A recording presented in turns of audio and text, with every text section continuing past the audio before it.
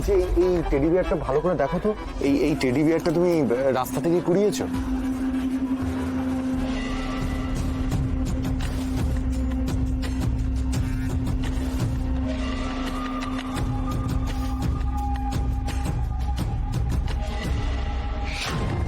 আমাদের দেবে কই টেডি বিয়ারটা প্লিজ?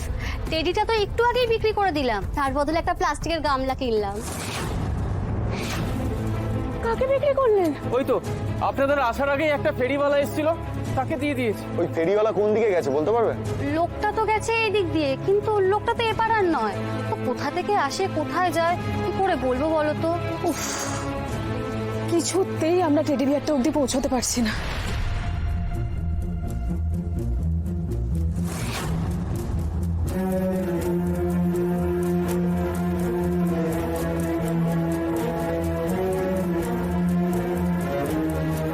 বাচ্চাটা এভাবে আমার দিকে তাকিয়ে আছে কেন?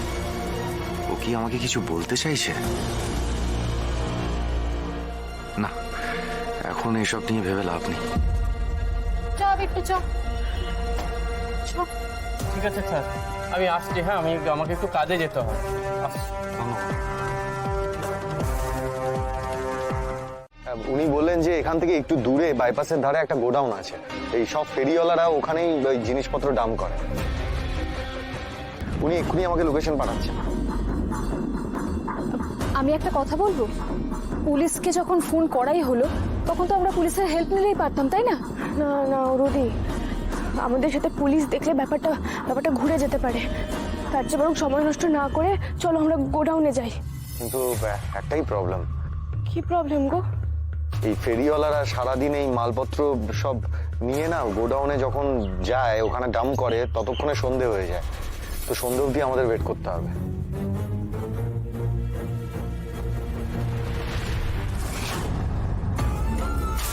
ম্যাডাম, আমি পুরো নজর রেখেছি ওদের উপর। অ্যান্টিডোটটা টেডি বিয়ারের মধ্যেই আছে। হোয়াট? টেডি বিয়ারের ভেতর? Are you sure? হ্যাঁ ম্যাডাম, তবে সাক্ষ্যচিত্র এখনো সেটা পাইনি। ওকে, ওরা কোথায় আছে এখন? ওরা কল্যাণগড়ের দিকেই আছে। একটু পরে টেডি বিয়ারটা খুঁজতে বাইপাসের ধারে একটা গোডাউনের দিকে যাবে। গোডাউনটা ওরা চেনে না, পুলিশকে ফোন করেছিল লোকেশনের জন্য, কিন্তু গোডাউনটা আমি চিনি ম্যাডাম। রিচ, তোমরা একটা কাজ করো, ওই গোডাউনে যাও। আরশি আর স্বাক্ষর আগে ওই গোডাউনে তোমাকে পৌঁছতে হবে, ঠিক আছে? গোডাউনে গিয়ে ওই টেডি বিয়ারটা নিয়ে চলে এসো। স্বাক্ষর হাতে যেন কোনোভাবে না পৌঁছয় ওই অ্যান্টিডোটটা। ওকে। কি হয়েছে? টেডি বিয়ারের ভেতরে লুকিয়ে রেখে দিয়েছিল ওই অ্যান্টিডোটটা ডক্টর অচিন্ত রয়। বরাবর স্যার একই রকম রয়ে গেলেন, সেই ধুরন্ধর বুদ্ধি। ওকে, ঠিক আছে, তুমি চিন্তা করো না শান্তনী। ওই অ্যান্টিডোটটা আমি কিছুতেই আরশির শরীরে ঢুকতে দেব না, because time is running out. আর টাইমের আগে আরশির শরীরে কিছুতেই ওই অ্যান্টিডোটটা ঢুকবে না। ওকে মরতেই হবে। আমি এবার কনফিডেন্স পাচ্ছি না ডক্টর বোস।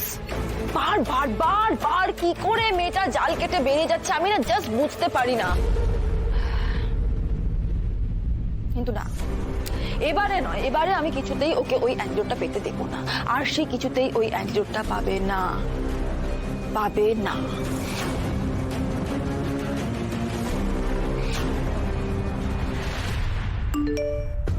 এই তো লোকেশন পাঠিয়েছে। আমার মন বলছে এখানে সময় নষ্ট করে লাভ নেই, সন্ধ্যে পর্যন্ত অপেক্ষা করে লাভ নেই, আমরা বরং এখনই যাই গোডাউন, বুঝলে? কিন্তু আসি এই অবস্থায় তোমাকে নিয়ে একবার এদিক একবার ওদিক। আর তো কিছুক্ষণের অপেক্ষা সাক্ষ্য। একবার অ্যান্টিডোটটা শরীরে ঢুকে গেলে। টেডি বিয়ারটা দিন।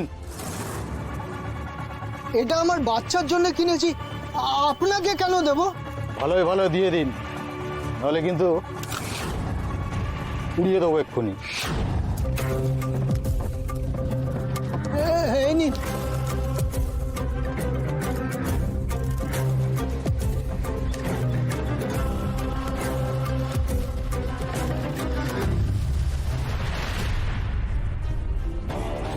দাদা বলছি আজ সকালে আপনার কাছে একটা টেডি বিয়ার এসেছিল গোডাউন থেকে।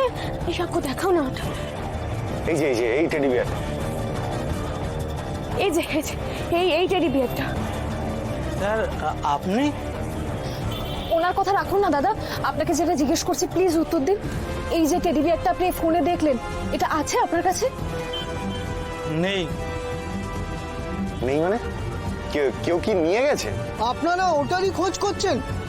কি এমন ছিল ওটাতে একটু বলুন তো।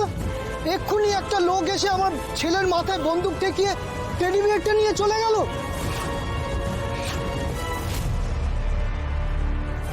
কোন লোক? কোথায় গেল? ওই তো আপনারা ঢোকার সময় যে লোকটা বেরিয়ে গেল। একটা যদি দিশা না পাই। আসি বিট্টু, আমার মনে হচ্ছে বিট্টুর কাছে আছে অ্যান্টিডোটটা। বিট্টুর কাছে কি করে অ্যান্টিডোট থাকবে? হ্যাঁ মানে হঠাৎ তোমার এরকম কেন মনে হলো বাবলুদা?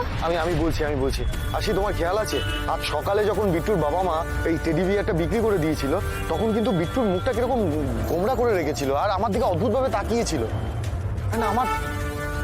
আমার তখনই মনে হলো যে ও আমার দিকে ওভাবে কেন তাকিয়ে আছে।